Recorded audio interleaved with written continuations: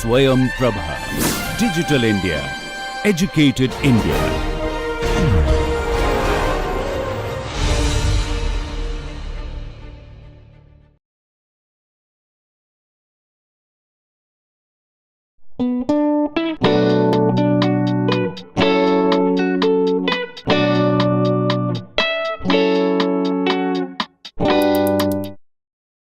So, we have studied the related provisions on generation and transmission. Now, let us look at where the law stands with regard to distribution. As we know, as we have learned that the provisions related to generation has been liberalized. There is no need to obtain a license for entering into the business of generation of electricity. That is what we have learned. So, delicensing of the generation has shown immense growth in the sector. Now, India has become a country with a surplus power, and no denial that this is primarily because of the reform which has been introduced way back in 1991 and which has been given a statutory status through 2003 Act. And then obviously, necessary reform has also been introduced in other two segments, that is transmission and distribution. So, we have discussed about transmission in the last session. Today, we will be discussing about what is the provisions with regard to distribution, and in that there is a very remarkable provision which has been made, I would say, that is on parallel licensee, and then we will also see what are the benefits of parallel licensee, and we will see in this session that what are the challenges for parallel licensing. Now, when you look at the power market, when you look at all the segments, generation, transmission and distribution, and obviously, now we have another important feature emerging, that is trading of electricity, that we will talk about in due course. Now, distribution appears to be, or distribution is something which plays a very vital role in strengthening the complete chain system. It is the distribution which in a way determines that how the power market is going to grow. The reason being that it is the distribution segment from where the revenue comes for the growth of the market. It is the distribution segment which has the responsibility of charge the revenue on the end consumers, and it is the efficiency in the collection of revenue which is sine qua non for the robust and the very solid growth of this sector, I would say. But then when I say that it is the distribution sector which has a vital role to play, which is a crucial link in the market, very sadly it is also the weakest one in the whole supply chain system. Distribution segment has not seen the desirable growth, it has not seen the investment, it has not attracted the investment. In fact, distribution sector as on date is largely under the state owned distribution companies, which we also call it as DISCOMs. Necessary liberalization the desired liberalization drive has not shown its positive impact on this segment. And you can very well connect that if the distribution sector is not attracting the investment, if capital infusion is not happening, then it is not only adversely affecting the ability to generate revenue, generate profit, but also the amount needed to improve the infrastructure is not available. And perhaps because of this reason, what we find that you have very high aggregate transmission and commercial losses, aggregate technical and commercial losses in this segment, and which is a big challenge now. Though of late we have been working and we have found that there is considerable reduction in this AT&C loss, aggregate technical and commercial loss, but still way to go, because it is not only about increasing the installed capacity, it is not only about ensuring the maximum generation of electricity, it is also about how effectively that generated electricity is reaching to the end consumer, and that too in a very qualitative way, that too in a very reliable manner. And there where you need investment, there where you need the real reform to be translated on the ground.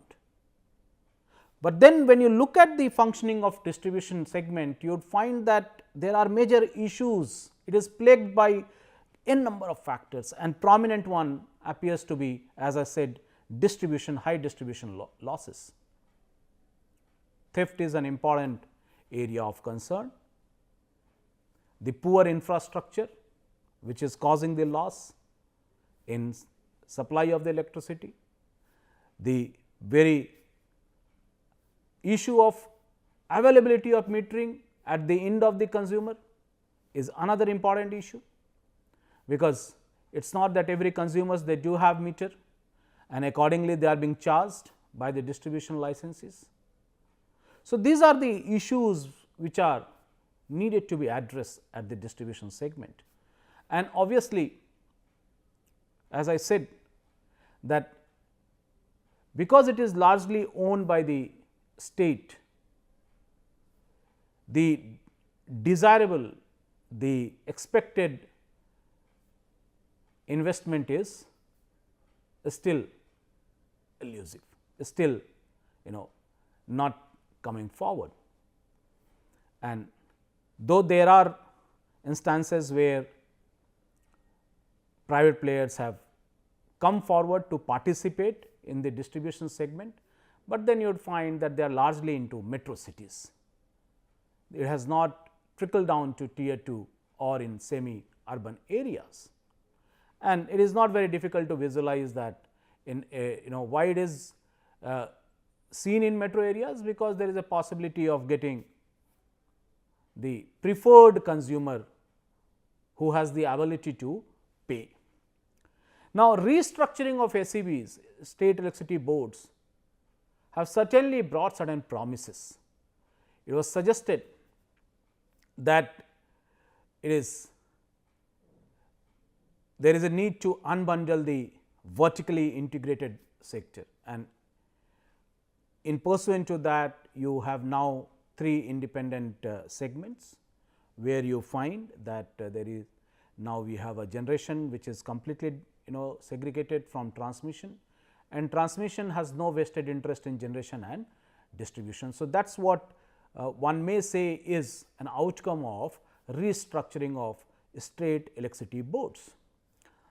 And then when you technically talk about distinguishing between transmission segment and the distribution segment. So, it is all about the transmission segment comes to an end where high voltage electricity is getting now again scaled down and which is ready to supply to the end consumer. So, that is how the 3 points, I would say that is how the 3 points are being seen or to be visualized in the power sector. Generation, then there is a evacuation of electricity from the generating units at a scale up voltage, and then to the point where again it is getting scaled down, and from there it is reaching to the end consumers. That is what, from there only you find the distribution licensee starts operating. Now, when you talk about the reason that why distribution segment is not really doing well, one reason, one prominent reason is that when you find the whole business model which is governing this segment is based on cross subsidy model. It is not basically based on the cost of supply of electricity. It is based on cross subsidy model. And what is cross subsidy model? Where you find that one set of consumers are given, are being favored over another one. So, the actual cost is not being charged from a set of consumer, and what is the, and whatever is the gap, that is what is being charged from the other set of consumer. So, for example, when the cost of supply is, let us say 5 rupees per unit, and then if the preferred consumer, the one who has been considered to be falling under the bracket that they are not in a position to pay, they do not have the ability to pay, then they would be charged, let us say 4.5 per unit, and then the one who can pay will be charged 5.5 per unit. So, the former category is paying less than what is the cost incurred, and the latter category is paying more than that. So, this is what the latter category is subsidizing. The latter category is subsidizing the former category. Now, we know very well that categorization of consumer has been very conventional in this country, has a very old history. You have residential consumer, agriculturalist on the one hand, who gets the benefit of cross subsidy, and then you have industrial or commercial consumer who bears the cost of bears the higher cost of electricity, and therefore, contributes in that cross subsidy. Now, this cross subsidy model in distribution segment, what you find is a matter of concern.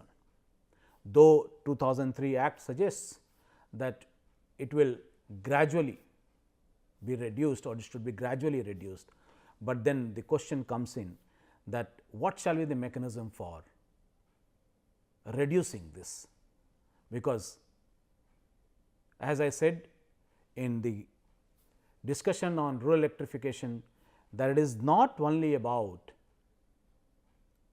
ensuring the availability of electric lines at the residence of the consumer. It is also about ensuring that the consumer continues to display the interest to get that electricity,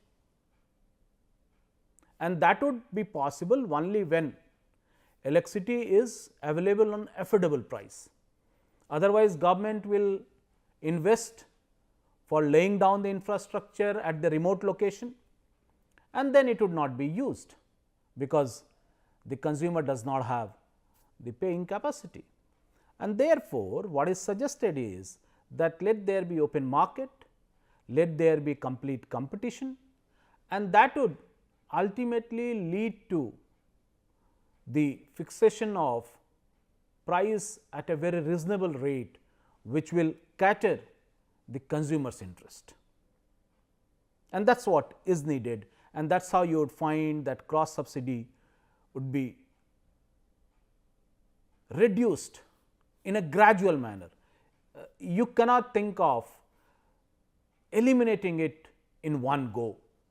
Otherwise, the whole idea of ensuring the growth of this industry would be incomplete, because growth of this industry does not mean availability of electricity only to the resourceful. Growth of this industry also means that it must have inclusiveness ingrained in it. Now, when you look at what is distribution system and what is distribution licensee, let us look at what 2003 Act says. Section 2 subsection 17 defines distribution licensee as a licensee who is authorized to operate and maintain a distribution system for supplying of electricity to the consumers in his area of supply. Meaning thereby, when you read this definition, one thing is very clear, that distribution licensee is one who is under an obligation to supply the electricity to the consumer and not for sale. If distribution licensee goes for a sale, then the satisfaction of this section will not be there. So, it cannot be for sale, it must be supply of electricity to the consumers, and then it says in his area of supply. Now, what shall be the area? It is to be determined by the regulation notified by the commission, and generally what has been seen that it is the revenue district, which is a demarcated area for the government for geographical division of geographical division of the countries, or I will say geographical division of states in the country, is what is being considered as the parameter. Generally, this is what is been considered as a kind of benchmarking of parameter, that what is the revenue district, what is the municipal corporation limit. These are the different parameters which are being taken into account. So, generally distribution licensee has been given in that area. So, he has a license to supply electricity to the consumers in that defined area. So, what is the area? That is also being notified by the commission, and accordingly the licensee's responsibility comes into picture. What is distribution system? As I said, if that distribution system, distribution segment starts from where transmission segment ends, and therefore, what is distribution system? It says a system of wires and associated facilities between the delivery points where transmission lines ends, and it starts from the point of the connection to the installation of the consumer. So, this is what you find is the distribution system. So, that there shouldn't be any confusion with regard to the identification of the obligation, that who has the obligation to maintain it. So, there should not be any confusion that whether it should be a responsibility of the transmission utility, or it should be a responsibility of the generating company, or it is of the distribution licensee, and therefore, it categorically defines that between the delivery points on the transmission lines or the generating stations connection and the point of connection to the installation of the consumers. Now, why generating station here? As I said, if you recall that this act has introduced multi-buyer model. So, there is a possibility of the distribution licensees getting the electricity directly from the generating station, and obviously, in that case what you would find that from where it is being the voltage is being scaled down, and the very connection which is been given to the consumer, the connection which is being provided to the consumer, there where that very portion is to be considered as the distribution system. Now, generation is been made a delicensed activity, but then transmission and distribution continued to be a licensed and regulated activity. So, section 14 says that no person shall be allowed to engage into distribution business unless and until there is a license which has been granted by the appropriate commission. And then it says once the conditions are being fulfilled, then license can be given for 25 years. So, it is a licensed activity, it is a regulated activity. Now, in this you find that section 14 makes an important departure. What is that important departure? That it says that in one area you can have more than one distribution licensee, and what we call it as a parallel licensee. It says two or more persons can get license within same area to supply electricity. So, what area I was referring to, which was mentioned in section 2 subsection 17, that there is an area demarcated, and in that area you have more than one licensee operating. And then further it says that if distribution licensee pulls in some other person, proposes to undertake the distribution of electricity through another person, then that person need not apply for obtaining license. You may say there is something which is based on franchisee model and all.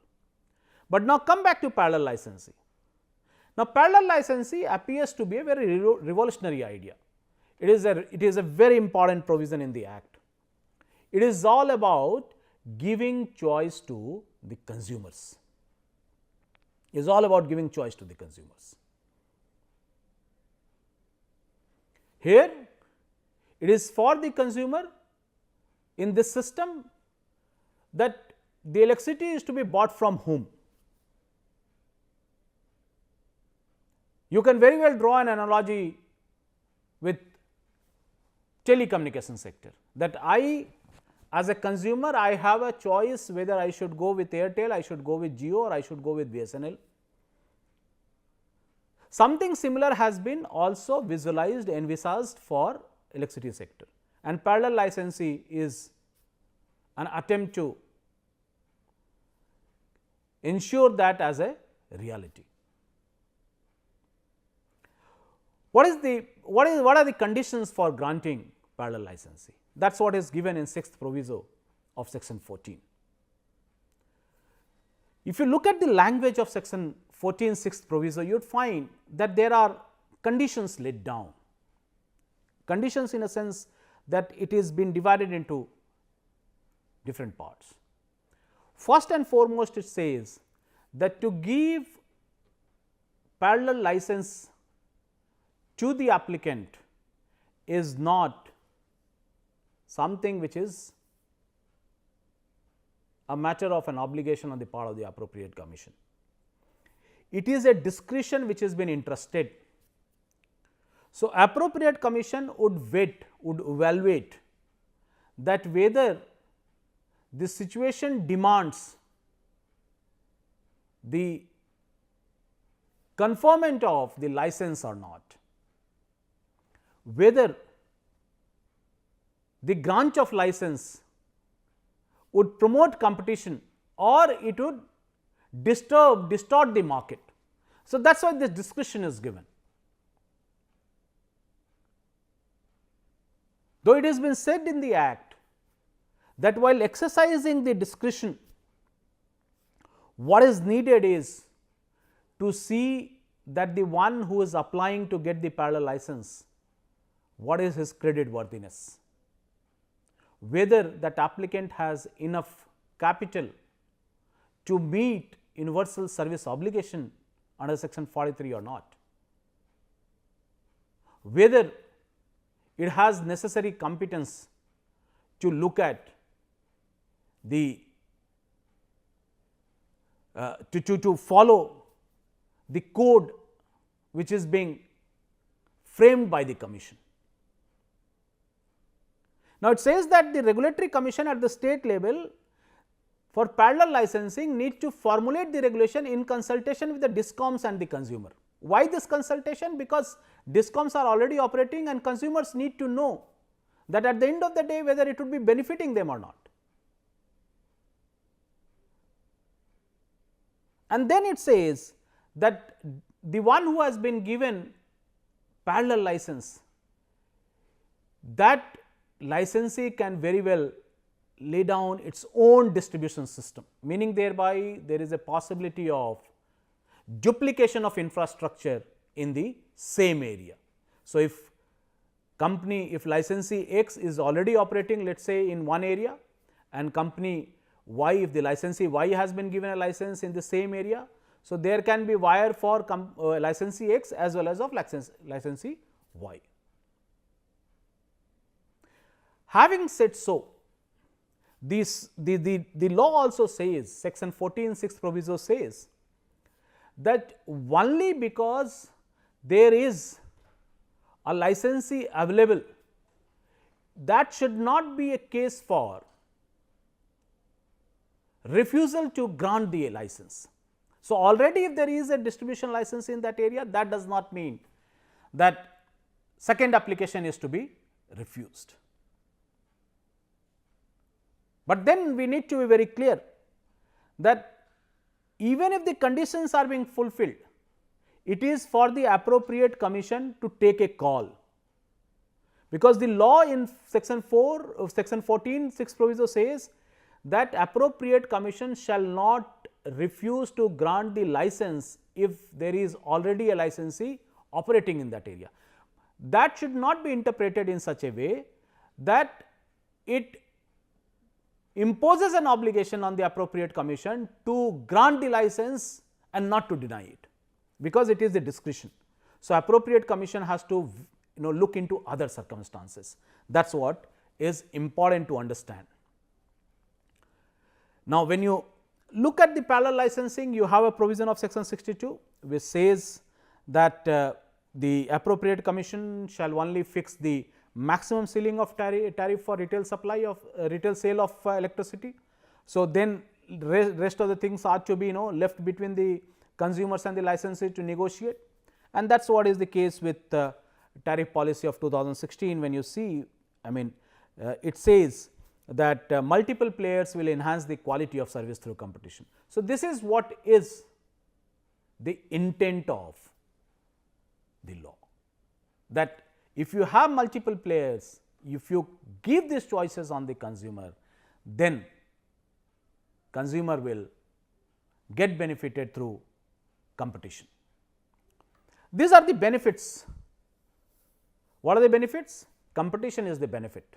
You find that with the more players in the market, it will bring competition, and that will directly bring in better price to the consumers. Consumers will have a choice. Consumers will no more be depending upon only one licensee which has been given the license in his area. If he is finding that the quality is not good, if service is not good, it can always switch over. With more competition, with this kind of choices, not very difficult to visualize that it will also improve the financial health of the distribution segment, because then you can very well expect that the licenses will compete amongst each other to give best of the best service, and consumers should not shy away from paying for getting those services,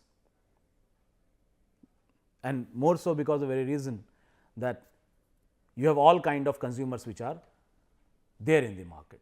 So, if you find industrial consumers getting a better quality from licensee 1, it may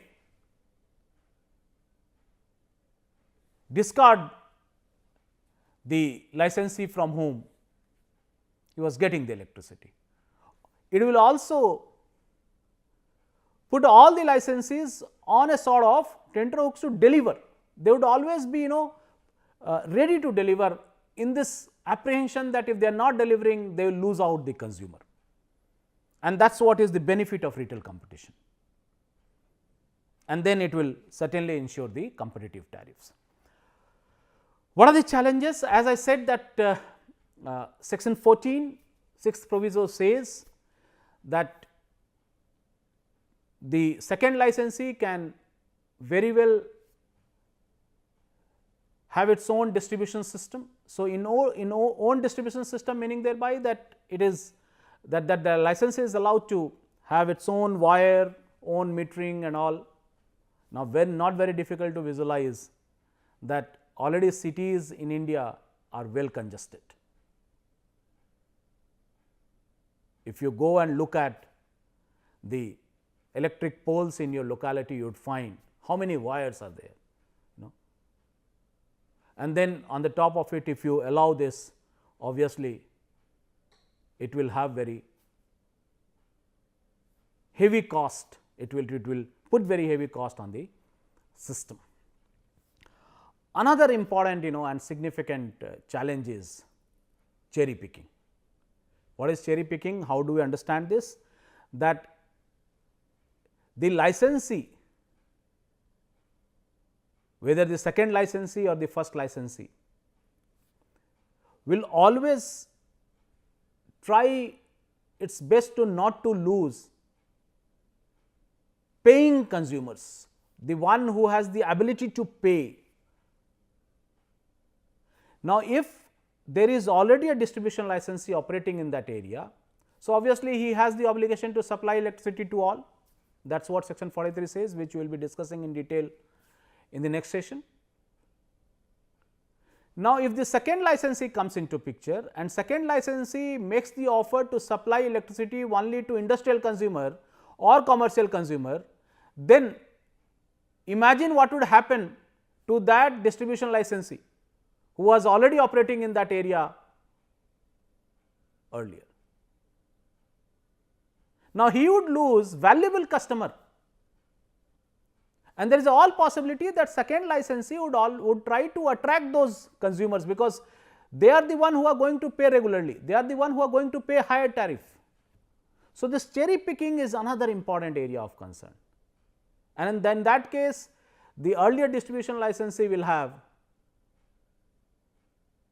very difficult to sustain financially, because then he would be that earlier distribution licensee, the one who is given the license to supply electricity at the first instance, perhaps he may end up only supplying electricity to the set of consumers who are getting the electricity on subsidized price. And that is why, if you recall, there is a provision that while framing the regulations for parallel licensee, the regulatory commission must consult DISCOMs, because instead of promoting the competition, this should not lead to distorting the market. Another challenge is the lack of approvals. As I said, this is connected with this, that DISCOMs may raise the objection, and in that regard perhaps regulatory commission may not approve. Many times it may happen that it may be on a genuine reason, but then you cannot rule out the possibility of this, you cannot rule out the possibility of rejection of the application on unfounded grounds. There is just a kind of unfounded fear that we will lose out high end consumers.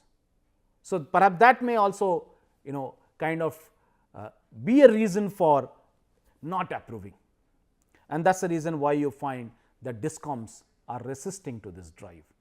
They are apprehensive of this fact that perhaps because they do have a license to supply electricity, they will continue to supply electricity to only residential or the set of consumers who are getting electricity on subsidized price, and the good one, the one who are having higher ability to pay, they will go to the second licensee. And then another important, as I said, that area, what is that area? It says that minimum requirement for obtaining license at that should be a minimum area of revenue district. So, perhaps that may be a discouraging factor. Why discouraging? Because that area may be so big that enough resources may not be there with the applicant, and he may get discouraged to apply for it. So, that is another important concern. Now, before we conclude this session, this is an important case to read, where in 2011 the appellate tribunal said in the case of Messrs Noida Power Company Limited versus Paschimachal Vidyut Vitran Nigam Limited. Here you find that appellant was the distribution licensee in the area of Greater Noida. The Paschimachal Vidyut Vitran Nigam Limited applied as a kind of second licensee. The grant was the appellant, the respondent, the Paschimachal Vidyut Vitran Nigam Limited was given the license as a second licensee. This was challenged on the ground that the respondent was not fulfilling the criteria, and therefore, appropriate commission was wrong in giving the license. Particularly, it was argued that appropriate commission needs to also look at that whether the credentials submitted, they are satisfying the statutory requirement or not. Now, the appellant here built the case on the language of section 14 6th proviso, where it says that appropriate commission may give license, meaning thereby that even if the conditions are fulfilled, there may be other genuine reasons for the appropriate commission to deny. So, it is not a case, or it should not be the case of the respondent that if the conditions are fulfilled, appropriate commission is under an obligation.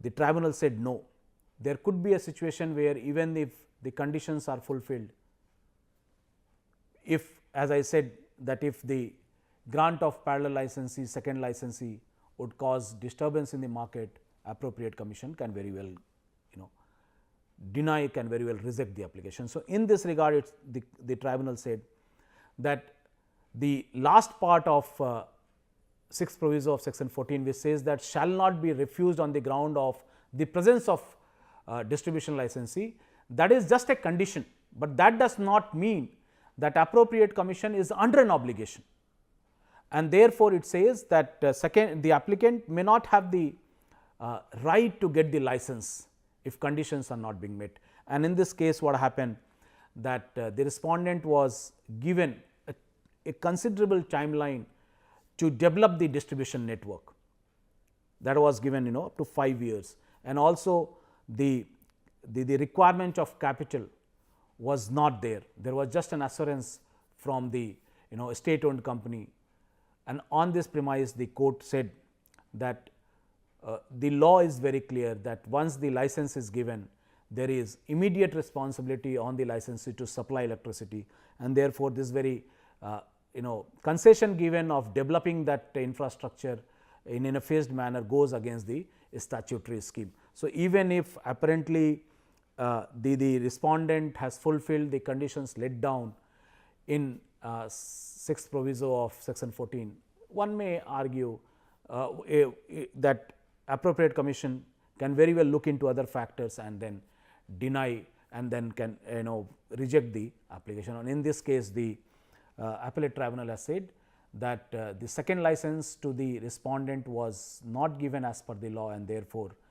it must be rejected, it must be withdrawn. Thank you very much.